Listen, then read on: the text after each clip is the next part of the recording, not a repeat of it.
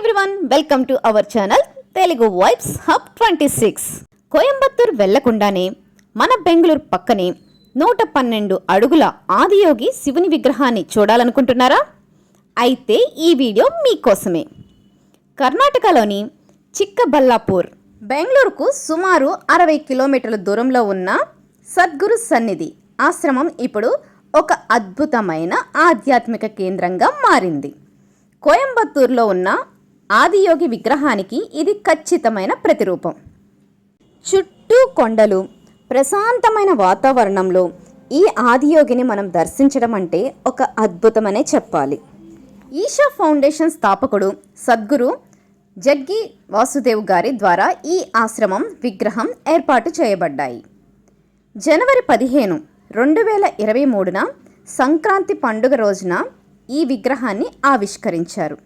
112 అడుగుల ఎత్తున్న ఈ విగ్రహం, ఇది మనిషి తన అంతరింగిక స్థితిని మార్చుకోవడానికి ఉన్న 112 మార్గాలకు, అలాగే మానవ శరీరంలోని 112 చక్రాలకు ప్రతీక. 82 అడుగులు వెడల్పు, 147 అడుగుల పొడవు ఉంటుంది ఈ విగ్రహం. సుమారు 500 టన్నుల స్టీల్తో దీనిని అత్యంత అద్భుతంగా డిజైన్ చేశారు. Guinness book of world records దీనిని ప్రపంచంలోనే అతి పెద్ద బస్ స్కల్ప్చర్గా గుర్తించింది. చూస్తున్నారు కదా, ఆదియోగి విగ్రహాన్ని మనం చూస్తున్నప్పుడు కను రెప్పలు కూడా ఎంత అద్భుతంగా కనిపిస్తున్నాయో. ఈ ప్రశాంతమైన వాతావరణంలో మనం ఉన్నంతసేపు కూడా మనసుకు చాలా ప్రశాంతత లభిస్తుంది. చాలా ఓపెన్ ప్లేస్, ఎంతమంది ఉన్నా కూడా ఎలాంటి ఇబ్బంది లేకుండా అంత ప్రశాంతంగా ఉంటుంది ఇక్కడ అంతా కూడా. అసలు ఆదియోగి అంటే ఎవరు? ఇప్పుడు తెలుసుకుందాం. సుమారు 15,000 సంవత్సరాల క్రితం, ఎలాంటి మతాలు పుట్టకముందే శివుడు మొదటి యోగిగా అంటే ఆదియోగిగా మారి తన సప్త ఋషులకు యోగ విజ్ఞానాన్ని అందించాడు.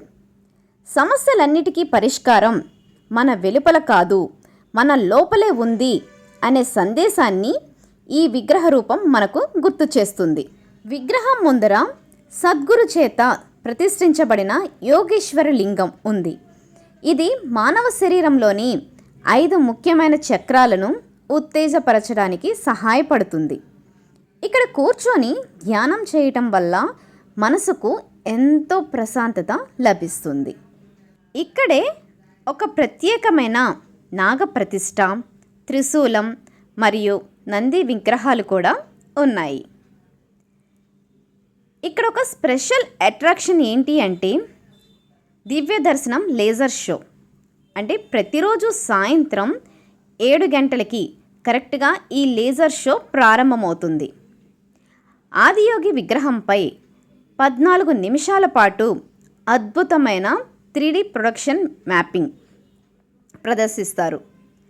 సద్గురు వాయిస్తో, బ్యాక్గ్రౌండ్ మ్యూజిక్ మరియు లైటింగ్ ఎఫెక్ట్స్తో యోగ చరిత్రను వివరించే ఈ దృశ్యం ప్రేక్షకులకు ఒక నెక్స్ట్ లెవెల్ ఎక్స్పీరియన్స్ని ఇస్తుంది. వర్షం పడితే మాత్రం ఈ షో క్యాన్సిల్ అవుతుంది.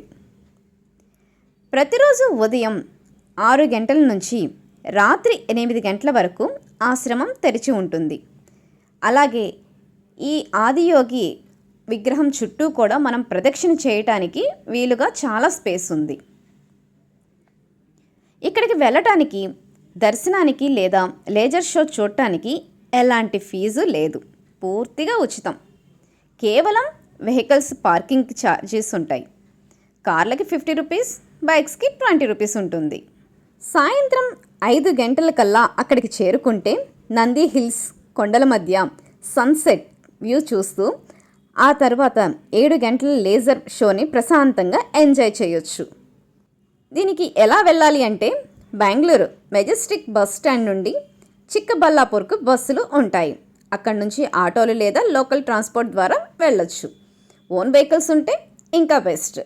ఇంత ప్రశాంతమైన వాతావరణంలో ఉన్న ఆదియోగిని మీరు దర్శించి ఉంటే కామెంట్ చేయండి. ఒకవేళ వెళ్ళకపోతే మిస్ అవ్వకండి.